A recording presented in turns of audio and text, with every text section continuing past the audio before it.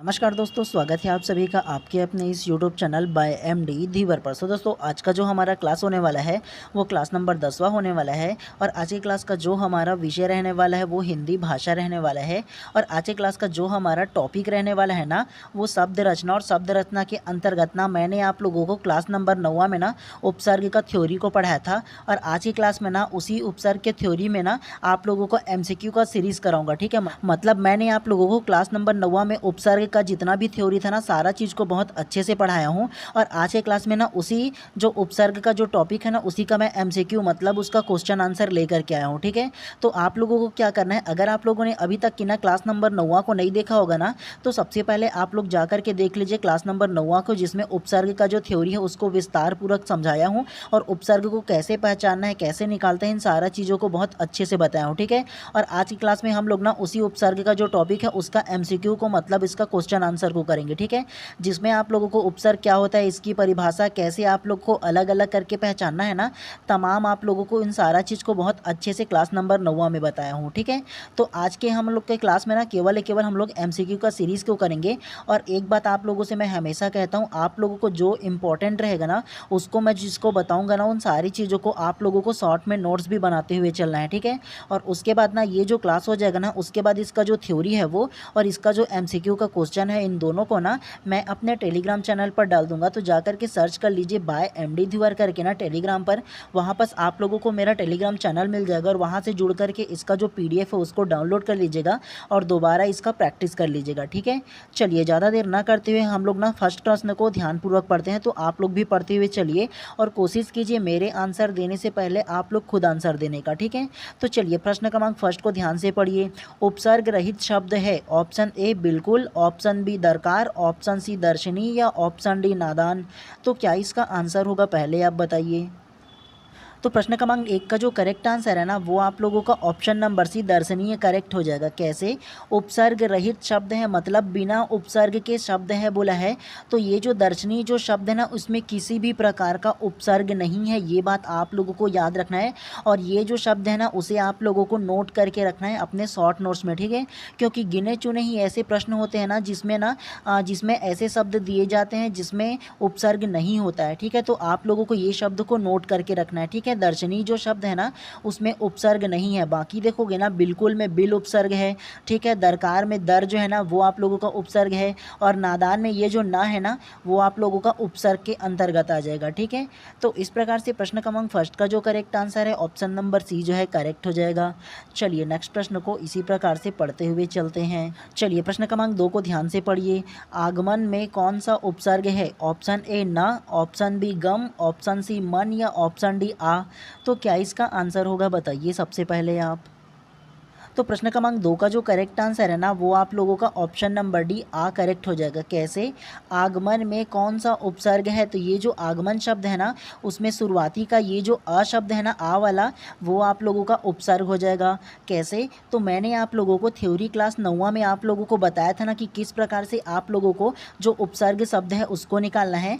अगर देखो ये जो शब्द है ना उसको देखोगे तो शुरुआती के जो एक वर्ड जो है ना आ करके तो ये इसका उपसर्ग हो जाएगा और बाकी ये जो होगा ना वो आप लोग का प्रत्यय के अंतर्गत आ जाएगा। ठीक है, और दूसरा तरीका आप लोगों को समझाने का ये है या समझने का ये है, ये जो आगमन शब्द है अगर इसका संधि विच्छेद करोगे तो क्या आएगा, आगमन का संधि विच्छेद होगा आ धन गमन हो जाएगा। क्या, आ धन गमन बराबर आगमन हो जाएगा। ठीक है, तो इसमें ये जो आ है ना वो उपसर्ग हो जाएगा और ये जो गमन है वो प्रत्यय के अंतर्गत आ जाएगा। ठीक है, तो इस प्रकार से प्रश्न क्रमांक 2 का जो करेक्ट आंसर है ना ऑप्शन नंबर डी जो है करेक्ट हो जाएगा। चलिए नेक्स्ट प्रश्न को इसी प्रकार से पढ़ते हुए चलते हैं। चलिए प्रश्न क्रमांक 3 को ध्यान से पढ़िए। निम्नलिखित में से कौन सा शब्द आ उपसर्ग युक्त है, ऑप्शन ए अचेत, ऑप्शन बी अथाह, ऑप्शन सी अबेर या ऑप्शन डी उपरोक्त सभी। तो क्या इसका आंसर होगा, बताइए सबसे पहले आप। तो प्रश्न क्रमांक 3 का जो करेक्ट आंसर है ना वो आप लोगों का ऑप्शन नंबर डी उपरोक्त सभी करेक्ट हो जाएगा। कैसे, निम्नलिखित शब्द में कौन सा आ उपसर्ग युक्त है, मतलब आ उपसर्ग है बोला है, तो ये जो तीनों की तीनों शब्द है ना ऑप्शन ए अचेत, ऑप्शन बी अथाह, ऑप्शन सी अबेर, तो ये तीनों शब्द में ना ये जो अ उपसर्ग लगा हुआ है। ठीक है, कैसे, तो देखो अचेत में ये जो आ है वो आप लोग का उपसर्ग हो जाएगा, अथाह में भी ये जो शुरू का आ है वो भी आप लोग का उपसर्ग हो जाएगा और अबेर में अ जो है शुरू का वो भी आप लोगों का उपसर्ग हो जाएगा। एक चीज़ मैंने आप लोग को बताया था ना कि अगर 3 वर्णों का कोई भी शब्द मिले तो शुरुआती का जो एक वर्ण होगा ना, जैसे कि इसमें अ तीनों में है ना, तो वही शुरुआती का एक वर्ण आप लोगों का उपसर्ग के अंतर्गत आ जाता है। आप लोगों को थोड़ी से सरल तरीके से ये बताया था। तो इस प्रकार से प्रश्न क्रमांक 3 का जो करेक्ट आंसर है ऑप्शन नंबर डी जो है करेक्ट आ जाएगा। आप लोगों को केवल आंसर लेने से मतलब होना चाहिए, कैसे होगा उसके नियम कायदा कानून एकदम फॉलो करने की आवश्यकता नहीं है। आप लोगों की OMR शीट में नंबर को देखा जाएगा, ठीक है। आप लोगों से ये नहीं पूछा जाएगा कैसे हुआ बताओ बोल करके। तो आप लोगों को ना केवल अपने समझने पर जोर देना है, ठीक है। चलिए प्रश्न क्रमांक 4 को ध्यान से पढ़िए।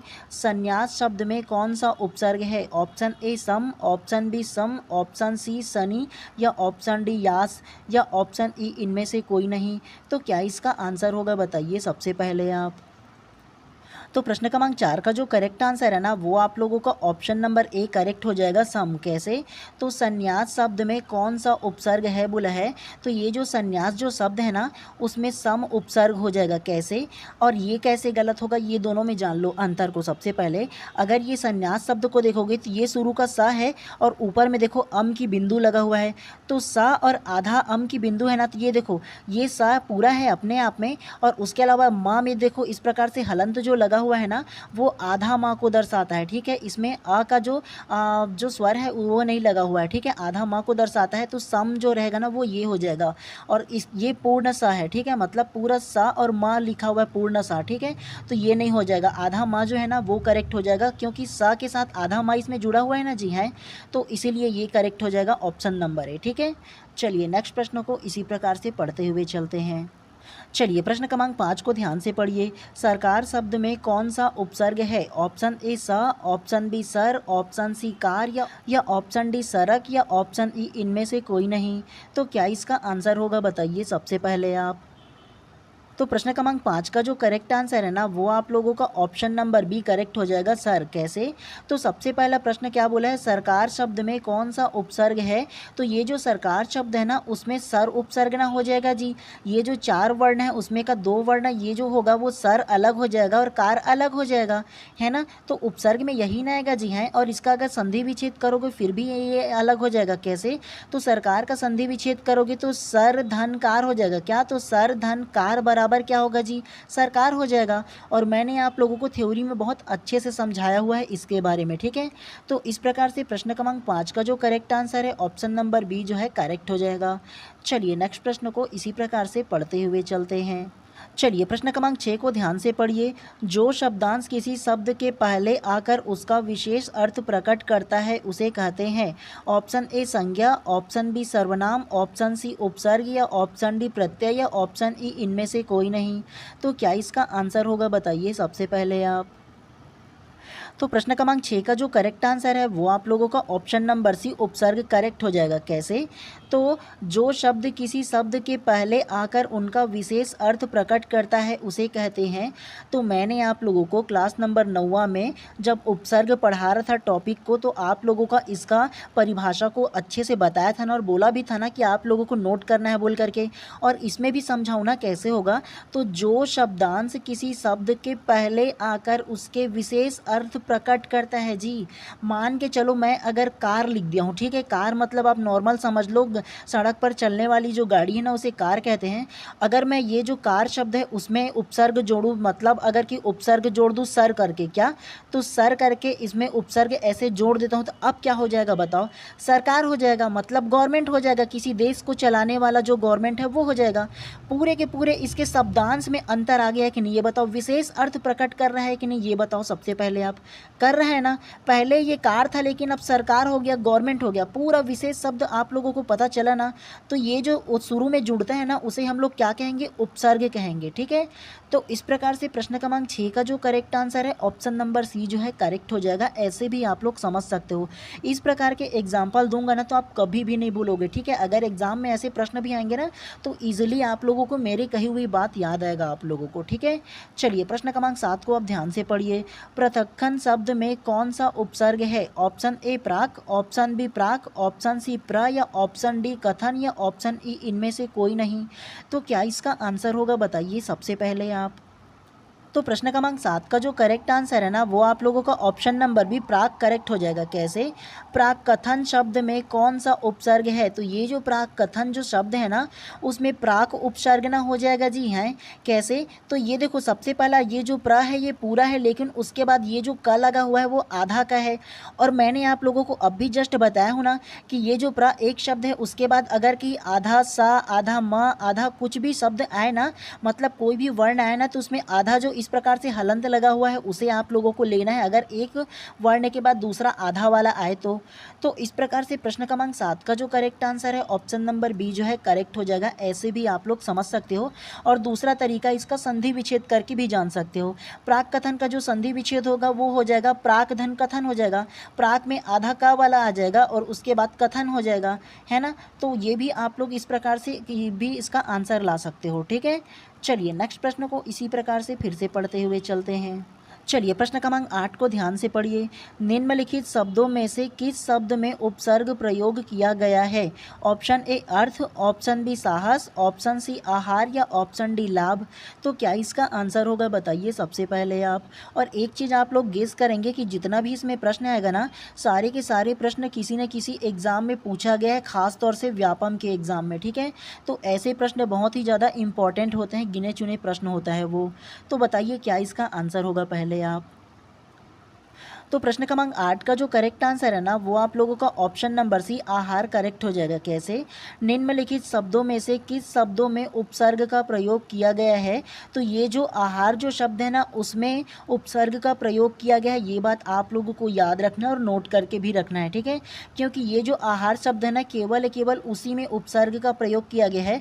बाकी ये जो अर्थ है इसमें किसी भी प्रकार का उपसर्ग नहीं है, साहस में भी उपसर्ग नहीं है और लाभ में भी उपसर्ग नहीं है। ठीक है, तो आहार केवल है ना उसमें उपसर्ग है, तो ये बात आप लोगों को याद रखना है। तो इस प्रकार से प्रश्न क्रमांक 8 का जो करेक्ट आंसर है ऑप्शन नंबर सी जो है करेक्ट हो जाएगा। चलिए नेक्स्ट प्रश्न को पढ़ते हुए चलते हैं। चलिए प्रश्न क्रमांक 9 को ध्यान से पढ़िए। निम्नलिखित में उपसर्ग शब्द नहीं है। ऑप्शन ए निरोग, ऑप्शन बी अवगुण, ऑप्शन सी कामकल या ऑप्शन डी बुझक्कड़। तो क्या इसका आंसर होगा बताइए सबसे पहले आप। तो प्रश्न क्रमांक 9 का जो करेक्ट आंसर है ना वो आप लोगों का ऑप्शन नंबर डी बुझक्कड़ करेक्ट हो जाएगा। कैसे? निम्नलिखित में से उपसर्ग शब्द नहीं है। तो किसमें उपसर्ग शब्द नहीं है बोला है ना, तो ये जो बुझक्कड़ शब्द है ना उसमें उपसर्ग नहीं है, ये बात आप लोगों को याद रखना है। बाकी निरोग में नी जो है वो आप लोगों का उपसर्ग हो जाएगा। अवगुण में ये जो अ है वो आप लोगों का उपसर्ग हो जाएगा। और ये जो कम अक्ल है ना उसमें ये जो कम है वो आप लोगों का उपसर्ग हो जाएगा। ठीक है, लेकिन ऑप्शन नंबर डी है ना बुझक्कड़, इसमें किसी भी प्रकार का उपसर्ग का प्रयोग नहीं किया गया है, ये बात आप लोगों को याद रखना और ये शब्द को नोट कर लीजिएगा आप लोग। ठीक है, चलिए इसी प्रकार से नेक्स्ट प्रश्न को अब फिर से पढ़ते हुए चलते हैं। चलिए प्रश्न क्रमांक 10 को पढ़ने से पहले आप सभी लोगों के लिए एक महत्वपूर्ण सूचना है, ध्यानपूर्वक सुनिएगा।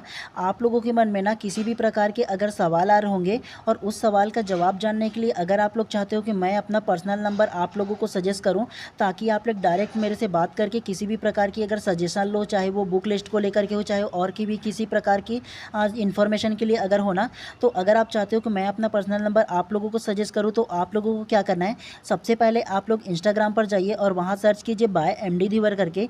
वहां पर आप लोगों को मेरा प्रोफाइल मिल जाएगा और वहां पर जा करके आप लोगों को कमेंट में जा करके बोलना है कि सर आप अपना पर्सनल नंबर दीजिए बोल करके ना। तो सबसे पहले मैं अपना फ़ोनपे का नंबर दे दूंगा और उसमें आप लोगों को केवल 200 रुपये फ़ोनपे करना है और उसके बाद ना मैं अपना जो पर्सनल नंबर है उसे आप लोगों को सजेस्ट कर दूंगा। अब आप लोग बोलोगे कि सर आप तो ये फ्री में कर सकते हो। हाँ बेशक मैं फ्री ऑफ कॉस्ट में आप लोगों को अपना नंबर दे सकता हूँ, बट क्या है ना छोटे छोटे सवाल के लिए भी ना आप लोग मेरे को बार बार फ़ोन करोगे, तो इसलिए ये मैं रिक्वायरमेंट रखा हूँ। और वैसे भी यार जिसको विशेष आवश्यकता है ना उसके लिए है, ठीक है, कोई किसी भी के लिए नहीं है। जिनको लगता है कि मुझे विशेष जो सजेशन है वो लेना है कि लगता है ना ये उनके लिए है, ठीक है। और वैसे भी यार अगर आप लोग सीजी टेट के लिए भी अगर की कोचिंग करोगे या शिक्षक भर्ती के लिए कोचिंग करोगे ना तो 8 से 10 हज़ार तो आप लोगों का ऐसे ही फीस ले लेते हैं, तब तो ये आप लोगों का 5% भी नहीं है। अगर चाहो तो ले सकते हो, अदरवाइज कोई दिक्कत नहीं है, ठीक है। और वैसे भी ये जो क्राइटेरिया है ना वो मैं विशेष लोगों के लिए रखा हूँ, ठीक है। तो लेना ना लेना आप लोगों के ऊपर है, लेकिन एक बार सोचिएगा जरूर, ठीक है। चलिए अब हम लोग पढ़ने के ऊपर फोकस करते हैं। चलिए प्रश्न क्रमांक 10 को ध्यान से पढ़िए। अन्वेषण में लगा सही उपसर्ग कौन सा है? ऑप्शन ए अ, ऑप्शन बी अपि, ऑप्शन सी अनु या ऑप्शन डी अप।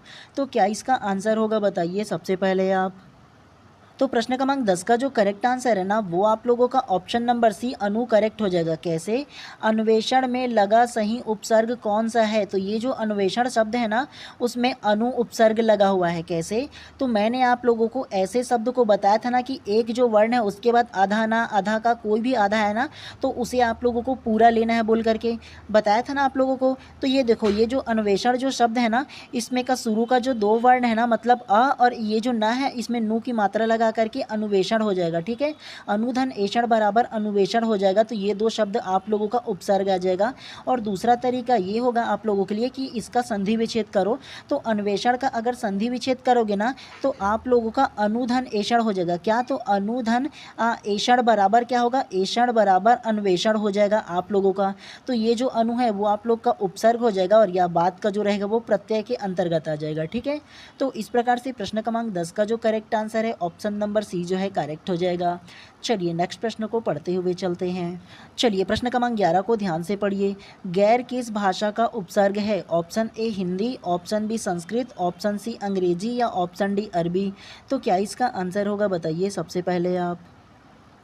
तो प्रश्न क्रमांक 11 का जो करेक्ट आंसर है ना वो आप लोगों का ऑप्शन नंबर डी अरबी फारसी करेक्ट हो जाएगा। कैसे? गैर किस भाषा का उपसर्ग है? तो ये जो गैर जो शब्द है ना वो अरबी फारसी भाषा का उपसर्ग है, ये बात आप लोगों को याद रखना है। तो इस प्रकार से प्रश्न क्रमांक 11 का जो करेक्ट आंसर है ऑप्शन नंबर डी जो है करेक्ट हो जाएगा। चलिए नेक्स्ट प्रश्न को इसी प्रकार से पढ़ते हुए चलते हैं। चलिए प्रश्न क्रमांक 12 को ध्यान से पढ़िए। खुशबू में कौन सा उपसर्ग है? ऑप्शन ए खू, ऑप्शन बी बू, ऑप्शन सी खुश या ऑप्शन डी उपरोक्त में से कोई नहीं। तो क्या इसका आंसर होगा बताइए सबसे पहले आप। तो प्रश्न क्रमांक 12 का जो करेक्ट आंसर है ना वो आप लोगों का ऑप्शन नंबर सी खुश करेक्ट हो जाएगा। कैसे?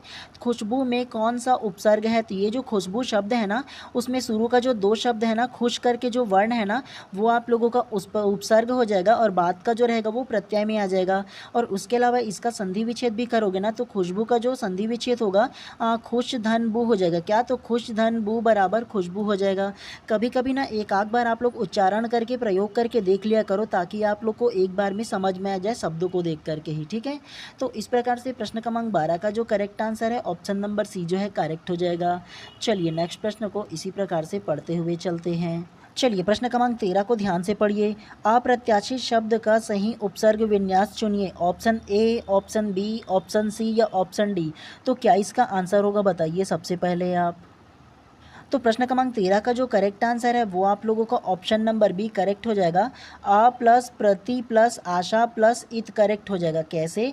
अप्रत्याशित शब्द का सही उपसर्ग विन्यास चुनिए बोला है ना, तो ये जो अप्रत्याशित जो शब्द है ना उसका जो उपसर्ग होगा ना वो आप लोगों का ऑप्शन नंबर बी करेक्ट हो जाएगा। आ प्लस प्रति प्लस आशा प्लस इत जो है ना वो आप लोगों का करेक्ट हो जाएगा। ठीक है, कोई कोई ऐसे शब्द होते हैं ना जिसके ना अनेक प्रकार के अलग अलग पार्ट में ये जो इसका संधि विच्छेद है ना वो डिवाइड होता है या उपसर्ग जो है वो डिवाइड होता है। ठीक है, तो ये शब्द को आप लोगों को नोट करके रखना है अपने नोटबुक में। ठीक है, तो इस प्रकार से प्रश्न क्रमांक 13 का जो करेक्ट आंसर है ऑप्शन नंबर बी जो है करेक्ट हो जाएगा। ऐसे प्रश्न ही देते हैं एग्जाम में क्योंकि थोड़े थोड़े से ना बाकियों से ये नहीं बनेगा क्योंकि थोड़े से टफेस्ट टाइप से है ये। ठीक है, चलिए प्रश्न क्रमांक 14 को ध्यान से पढ़िए। पुरोहित में उपसर्ग है। ऑप्शन ए पुरः, ऑप्शन बी पुर, ऑप्शन सी पूरा या ऑप्शन डी पूरस। तो क्या इसका आंसर होगा बताइए सबसे पहले आप। तो प्रश्न क्रमांक 14 का जो करेक्ट आंसर है ना वो आप लोगों का ऑप्शन नंबर डी पूरस करेक्ट हो जाएगा। कैसे? पुरोहित में उपसर्ग है, तो ये जो पुरोहित शब्द है ना उसमें उपसर्ग जो होगा वो पूरस जो है ना वो आप लोगों का उपसर्ग हो जाएगा। ठीक है, अगर इसका संधि विच्छेद भी करोगे जो पुरोहित लिखा है ना तो इसमें क्या होगा पूरस धन हित हो जाएगा। क्या? तो पूरस धन हित बराबर क्या होगा पुरोहित हो जाएगा। ठीक है, तो ऐसे आप लोग संधि विच्छेद के थ्रू भी आप लोग पहचान सकते हो कि उपसर्ग को कैसे पहचानना है। तो इस प्रकार से प्रश्न क्रमांक 14 का जो करेक्ट आंसर है ऑप्शन नंबर डी जो है करेक्ट हो जाएगा। और इसको और अच्छे से समझने के लिए ना आप लोग क्लास नंबर 9 को जरूर जा करके देख लीजिएगा। ठीक है, ताकि अच्छे से आप लोगों को समझ में आए। चलिए प्रश्न क्रमांक 15 को ध्यान से पढ़िए। निर्गुण में कौन सा उपसर्ग है? ऑप्शन ए नी, ऑप्शन बी नित, ऑप्शन सी निर या ऑप्शन डी निग या ऑप्शन ए निद। तो क्या इसका आंसर होगा बताइए सबसे पहले आप। तो प्रश्न क्रमांक 15 का जो करेक्ट आंसर है ना वो आप लोगों का ऑप्शन नंबर सी निर करेक्ट हो जाएगा। कैसे? निर्गुण में कौन सा उपसर्ग है? तो निर्गुण जो ये शब्द है ना उसमें निर उपसर्ग हो जाएगा। कैसे? तो सबसे पहला ये जो निर्गुण जो शब्द है ना उसको देखोगे ना तो शुरू के जो दो शब्द होंगे वो आप लोगों का क्या होगा, मतलब दो वर्ण जो होंगे ना वो आप लोग का क्या होगा, उपसर्ग हो जाएगा। जैसे कि ये नी है और नी के बाद ये जो आधा रा वाली जो बात है ना वो आधा रा ऐसे ही ना हो जाएगा जी, हलंत लगा करके करोगे तो ये जो निर लिखा है ना वो भी इसमें निर लिखा है। तो दो जो वर्ण है ना उसे आप लोगों को अलग करके निकालना है उपसर्ग में। ठीक है, आप लोगों को अपनी मानसिकता को अच्छा रखना है, मतलब पहचानने को जो उपसर्ग को निकालने का जो तरीका है ना वो ऐसा ही होता है। ये आप लोगों को केवल समझना है, रटना आप लोगों को बिल्कुल भी नहीं है। ठीक है, तो इस प्रकार से प्रश्न क्रमांक 15 का जो करेक्ट आंसर है ऑप्शन नंबर सी जो है करेक्ट हो जाएगा। चलिए नेक्स्ट प्रश्न को इसी प्रकार से पढ़ते हुए चलते हैं। चलिए प्रश्न क्रमांक 16 को ध्यान से पढ़िए। हिंदी में प्रयुक्त होने वाले संस्कृत उपसर्ग की कितनी संख्या है? Option A 10, option B 12, option C 19 या ऑप्शन डी 20। तो क्या इसका आंसर होगा बताइए, एटलीस्ट गेस तो कीजिए क्या इसका आंसर हो सकता है। तो प्रश्न क्रमांक 16 का जो आंसर होगा ना उसको ना व्यापम के द्वारा विलोपित कर दिया गया है। क्यों? क्योंकि देखो ये जो प्रश्न है ना उसमें उपयुक्त इसमें ऑप्शन ही नहीं दिया गया है इसका आंसर में। कैसे? तो सबसे पहले प्रश्न क्रमांक 16 को ध्यान से पढ़िए। हिंदी में प्रयुक्त होने वाले संस्कृत उपसर्ग की संख्या कितनी है? और ये जो हिंदी में प्रयुक्त होने वाले जो संस्कृत के जो उपसर्ग की संख्या है ना वो 22 है। कितना है? तो वो 22 है, लेकिन इसमें देखो option A 10, option B 12, option C 19 या ऑप्शन डी 20 करके दिया है और 22 इसमें बोला ही नहीं गया। तो इसलिए ना व्यापम के जो एग्ज़ाम हुआ था उसमें ये जो प्रश्न है ना उसको विलोपित कर दिया गया था। ठीक है, तो आप लोगों को क्या करना है, विलोपित होने से बचने के लिए कोई ना कोई आंसर तो लेना ही पड़ेगा ना आप लोग को। अगर व्यापम के द्वारा आप लोगों को अगर बोनस दिया जाएगा तो जो लोग इसका आंसर लिए होंगे चाहे वो कोई सा भी हो ना उनको भी ना बोनस मार्क्स मिलता है। ठीक है, अगर देंगे तो, अदरवाइज़ किसी को भी नहीं देंगे। ठीक है, तो खाली आप लोगों को नहीं छोड़ना है और ये जो प्रश्न है उसे आप लोगों को नोट कर लेना है। ठीक है, हिंदी में ना प्रयुक्त होने वाले जो संस्कृत के जो उपसर्ग की जो संख्या है ना वो 22 है, ये बात आप लोगों को याद रखना है। ठीक है, चलिए नेक्स्ट प्रश्न को इसी प्रकार से पढ़ते हुए चलते हैं। चलिए प्रश्न क्रमांक 17 को ध्यान से पढ़िए। अभी उपसर्ग किस भाषा का है? Option A Hindi, option B Sanskrit, option C Arabi या ऑप्शन डी फारसी। तो क्या इसका आंसर होगा बताइए सबसे पहले आप। तो प्रश्न क्रमांक 17 का जो करेक्ट आंसर है ना वो आप लोगों का option number B Sanskrit correct हो जाएगा। कैसे? अभी उपसर्ग किस भाषा का है? तो ये जो अभी जो शब्द है ना वो संस्कृत भाषा का है, ये बात आप लोगों को याद रखना है। ठीक है, और ये जो ना संस्कृत भाषा के जो शब्द है ना उसको जो पहचानने का एकमात्र तरीका ये है कि कुछ ऐसे आप लोगों का जो वर्ण है ना उसे आप लोगों को याद रखना है। कौन कौन सा वर्ण? जैसे ये भा भालू का हो गया, मतलब भा हो गया, उसी प्रकार के श्रा श्रमिक का हो गया, उसी प्रकार से ये जो छा छतरी का इस प्रकार से आएगा ना वो भी संस्कृत के शब्द होंगे, और उसके अलावा त्रा त्रिशूल का हो जाएगा और ये ज्ञा ज्ञानी का हो जाएगा। ऐसे अगर कि वर्ण किसी भी शब्द में उपयोग होगा ना तो वो सारे के सारे वर्ण संस्कृत के शब्द कहलाएंगे। ठीक है, ये चीज़ आप लोगों को नोट करके रखना है। ठीक है, कोई भी शब्द में ये वर्ण उपयोग में आए, मतलब नज़र आए आप लोगों को किसी भी शब्द में, तो वो संस्कृत के शब्द होगा, ये बात आप लोगों को याद रखना है। ठीक है, तो इस प्रकार से प्रश्न क्रमांक 17 का जो करेक्ट आंसर है ऑप्शन नंबर बी जो है करेक्ट हो जाएगा। क्योंकि ये देखो ये जो भा है ना वो संस्कृत के शब्द हो जाएगा ना जी, मैं बताया था ना अलग से आप लोगों को। कई चीज़ें ऐसी होंगी ना जिसको आप लोगों को ना बुक में देखने को नहीं मिलेगा, आप जब खुद पढ़ोगे ना तब आप लोगों को इस प्रकार की जो मेंटेलिटी है ना वो विकसित हो पाएगा। ठीक है, और मैं एक बार पढ़ा हूँ ना तो मैं आप लोगों को सारा चीज़ बता दे रहा हूँ। ठीक है, ये प्रश्न क्रमांक 18 को ध्यान से पढ़िए। प्रत्युत्पन्नमति शब्द में कौन सा उपसर्ग है? ऑप्शन ए प्र, ऑप्शन बी प्रति, ऑप्शन सी प्रत्यु या ऑप्शन डी इनमें से कोई नहीं। तो क्या इसका आंसर हो सकता है बताइए सबसे पहले आप। तो प्रश्न क्रमांक 18 का जो करेक्ट आंसर है ना वो आप लोगों का ऑप्शन नंबर बी प्रति करेक्ट हो जाएगा। कैसे? तो ये जो शब्द प्रत्युत्पन्नमति शब्द है ना उसमें कौन सा उपसर्ग है बोला है, तो प्रत्युत्पन्नमति जो शब्द है उसमें ना प्रति उपसर्ग हो जाएगा। कैसे? तो मैंने आप लोग को क्या बताया था, कोई भी ऐसे शब्द होगा जिसके एक वर्ण के बाद ना दूसरा वर्ण में आधा आएगा ना तो उसे आप लोगों को क्या लेना है, पूरा लेना है। ठीक है, ये जो आधा त लगा हुआ है ना उसको आप लोगों को पूरी तरह से त करके छोटी की मात्रा में लेना है। ठीक है, है। ऐसा कोई भी शब्द आए तो आप लोगों को ये मेंटेलिटी आप लोगों को विकसित करना है, ठीक है। बुक में अलग से नहीं दिया होगा, बुक में आप लोगों को ये दिया होगा कि इसके संधि विच्छेद करने से आप लोगों को ये जो उपसर्ग है वो मिल जाएगा। और संधि विच्छेद कैसे करोगे, तो प्रत्युत्पन्नमति का जो संधि विच्छेद होगा वो प्रति क्या होगा, तो प्रति धन उत्पन्नमति होगा। क्या, तो प्रति धन उत्पन्नमति हो जाएगा, लंबा शब्द है इसलिए, ठीक है। तो प्रति धन उत्पन्नमति बराबर प्रत्युत्पन्नमति कहलाता है, ठीक है। तो ऐसे दो तरीकों से आप लोग समझ सकते हो, ठीक है। तो इस प्रकार से प्रश्न क्रमांक 18 का जो करेक्ट आंसर है ऑप्शन नंबर बी जो है करेक्ट हो जाएगा। मैं आप लोगों को केवल शब्द को पहचानने के लिए बोल रहा हूँ, ठीक है। रटना आप लोगों को नहीं है, मैं बार बार आप लोगों से बोलता हूँ, ठीक है। चलिए प्रश्न क्रमांक 19 को ध्यान से पढ़िए। उल्लंघन में कौन सा उपसर्ग है, ऑप्शन ए उल, ऑप्शन बी उ, ऑप्शन सी उत या ऑप्शन डी ना या ऑप्शन ई उल। तो क्या इसका आंसर होगा बताइए सबसे पहले आप। तो प्रश्न क्रमांक 19 का जो करेक्ट आंसर है ना वो आप लोगों का ऑप्शन नंबर सी उत करेक्ट हो जाएगा। मुझे पता है कि बहुत लोगों ने ना ऑप्शन नंबर ए को ही करेक्ट ले लिए होंगे, कैसे ये जो है वो गलत होगा ये सबसे पहले मैं आप लोगों को बता दूं। सबसे पहला प्रश्न को पढ़ो, उल्लंघन में कौन सा उपसर्ग है। तो ये जो उल्लंघन शब्द है ना उसमें उत जो है ना वो उपसर्ग होगा, उल नहीं होगा जी। मैंने आप लोगों को थ्योरी में बताया था कि ये जो ला है ना उसको आप लोगों को ता में लेना है, ला में कभी नहीं होता है बोल करके थ्योरी में बताया था क्लास नंबर 9 में। नहीं देखे होंगे तो अच्छे से एक बार देख लीजिए, आप लोगों को अच्छे से समझ में आ जाएगा, ठीक है। ये जो ला है उसको हम लोग हमेशा ता के रूप में लेते हैं, आधा वाला। और ये जो पहला जो वर्ण है वो लेंगे सबसे पहले हम लोग, और उसके बाद ये जो आधा ला है उसको क्या लेंगे, आधा ता में लेंगे। ऐसे ही हलंत लगा है उसको हम लोग आधा ता ही लेते हैं ना। तो इस प्रकार से प्रश्न क्रमांक 19 का जो करेक्ट आंसर है ऑप्शन नंबर सी जो है करेक्ट हो जाएगा। इसीलिए आप लोगों को मैं बार बार बोलता हूँ कि यार सबसे पहले आप लोग ना थ्योरी को पढ़ने में ज़्यादा कॉन्सेंट्रेट कीजिए। जितना अच्छे से अभी आप लोग थ्योरी को पढ़ोगे ना उतना ज़्यादा बेहतर होने वाला है आपका जो तैयारी है वो, ठीक है। चलिए प्रश्न क्रमांक 20 को आप ध्यान से पढ़िए।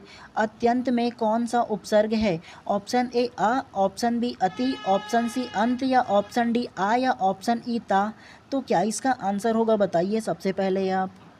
तो प्रश्न क्रमांक 20 का जो करेक्ट आंसर है ना वो आप लोगों का ऑप्शन नंबर बी अति करेक्ट हो जाएगा। कैसे, अत्यंत में कौन सा उपसर्ग है। तो ये जो अत्यंत जो शब्द है ना उसमें अति ना उपसर्ग हो जाएगा जी। जस्ट अभी आप लोगों को मैंने बताया हो ना कि कोई भी ऐसे शब्द जिसमें शुरुआती में पहला जो वर्ण है वो आप लोगों का पूरा हो और दूसरा जो वर्ण है अगर आधा वाला है ना तो उसे आप लोगों को पूरा लेना है, वो जो ता है उसको पूरा लेना है और छोटी की मात्रा भी ऐड करना है। अभी जस्ट आप लोगों को बताया था ना। तो अति धन अंत बराबर अत्यंत हो जाएगा। अगर इसका आप लोग संधि विच्छेद करोगे तो क्या होगा, तो अति धन अंत बराबर क्या होगा, अत्यंत हो जाएगा। तो संधि विच्छेद करके भी आप लोग उपसर्ग को निकाल सकते हो, ठीक है। तो इस प्रकार से प्रश्न क्रमांक 20 का जो करेक्ट आंसर है ऑप्शन नंबर बी जो है करेक्ट हो जाएगा। चलिए नेक्स्ट प्रश्न को पढ़ते हुए चलते हैं। चलिए प्रश्न क्रमांक 21 को ध्यान से पढ़िए। निषेध का घोतक उपसर्ग नहीं है, ऑप्शन ए बिन, ऑप्शन सी प्रा, ऑप्शन सी नी, ऑप्शन डी आ या ऑप्शन ई अन। तो क्या इसका आंसर होगा बताइए सबसे पहले आप। तो प्रश्न क्रमांक 20 का जो करेक्ट आंसर है ना वो आप लोगों का ऑप्शन नंबर बी प्रा करेक्ट हो जाएगा। कैसे, निषेध का घोतक उपसर्ग नहीं है। तो ये जो निषेध है ना उसका घोतक जो उपसर्ग है वो प्रा जो है ना वो इसका उपसर्ग नहीं है, ठीक है। और अगर मैं आप लोगों को ये जो घोतक उपसर्ग नहीं है इसका मतलब समझाऊँ ना निषेध में ना, तो बिना का मतलब भी क्या होता है, बिन मतलब भी इसमें नी होता है, मतलब नहीं होता है। नी का मतलब भी नहीं होता है, अन का मतलब भी नहीं ही होता है और अ का मतलब भी नहीं होता है। कोई भी शब्द में मैं अगर अ लगा दूँ तो क्या होगा जी बताइए। अगर एक शब्द लिख दूँ काम, क्या, तो एक शब्द लिख दिया मैंने काम और इसमें अगर मैं अ लगा दिया तो क्या होगा, अकाम हो जाएगा, मतलब बिना काम की हो जाएगा। इसका उल्टा हो रहा है ना, आप लोग समझो ना जी मैं कहना क्या चाहता हूँ उसको, है ना। तो ये जो निषेध का घोतक जो उपसर्ग हो ना ये प्र जो है ना वो सबसे अलग हो जा रहा है, ठीक है। तो इस प्रकार से प्रश्न क्रमांक 21 का जो करेक्ट आंसर है ऑप्शन नंबर बी जो है करेक्ट हो जाएगा। चलिए नेक्स्ट को पढ़ते हुए चलते हैं। चलिए प्रश्न क्रमांक 22 को ध्यान से पढ़िए। इस शब्द में गैर उपसर्ग नहीं है, ऑप्शन ए गैर हाजिर, ऑप्शन बी गैरत, ऑप्शन सी गैर कौम या ऑप्शन डी गैर मुल्क। तो क्या इसका आंसर होगा बताइए सबसे पहले आप। तो प्रश्न क्रमांक 22 का जो करेक्ट आंसर है ना वो आप लोगों का ऑप्शन नंबर बी गैरत करेक्ट हो जाएगा। कैसे? इस शब्द में गैर उपसर्ग नहीं है, तो ये जो ऑप्शन नंबर बी गैरत है ना उसमें गैर उपसर्ग नहीं है जी। ये बात आप लोगों को याद रखना है। अगर 3 वर्णक है तो केवल एक होगा, और ये जो गै है ना उसमें केवल आप लोगों का ये जो गै है वो आप लोगों का उपसर्ग निकल जाएगा। गै धन रत बराबर क्या होगा जी? गैरत हो जाएगा। क्या होगा? तो गै धन रत बराबर क्या होगा? गैरत हो जाएगा इसका। बाकी ऑप्शन को देखोगे ना तो गैर हाजिर, गैर धन हाजिर बराबर क्या होगा? गैर हाजिर हो जाएगा। उसी प्रकार से क्या होगा? गैर कौम, तो गैर धन कौम बराबर गैर कौम हो जाएगा। उसी प्रकार से गैर मुल्क, तो गैर धन मुल्क बराबर गैर मुल्क हो जाएगा अगर संधि विच्छेद करोगे तो। और इसका संधि विच्छेद बिल्कुल अलग हो रहा है, और इसमें बोला है कि ये जो गैर है ना वो उपसर्ग नहीं है बोला है, तो ऑप्शन नंबर बी जो है करेक्ट हो जाएगा। चलिए आज के क्लास के अंतिम प्रश्न को ना ध्यान से पढ़ते हुए चलते हैं, तो आप लोग इसको ध्यान से पढ़िएगा, ठीक है। चलिए प्रश्न क्रमांक 23 को ध्यान से पढ़िए।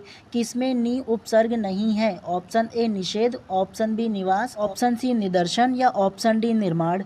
तो क्या इसका आंसर होगा बताइए सबसे पहले आप। तो प्रश्न क्रमांक 23 का जो करेक्ट आंसर है ना वो आप लोगों का ऑप्शन नंबर डी निर्माण करेक्ट हो जाएगा। कैसे? किसमें नी उपसर्ग नहीं है, तो किसमें नी जो ये उपसर्ग है ना वो नहीं है बोला है जी।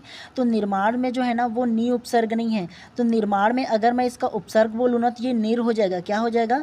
तो इसमें ना निर का जो उपसर्ग है ना वो नहीं है, ठीक है। ये जो निर है ना वो उपसर्ग इसमें निकलेगा, लेकिन ये जो केवल नी बस बोला है जी वो उपसर्ग इसमें नहीं है, ठीक है। और बाकी को देखोगे ना ऑप्शन ए निबंध में, तो नी धन बंध बराबर क्या होगा जी? निबंध हो जाएगा। उसी प्रकार से निवास में, तो नी धन वास बराबर निवास हो जाएगा, तो शुरू का ये उपसर्ग हो जाएगा।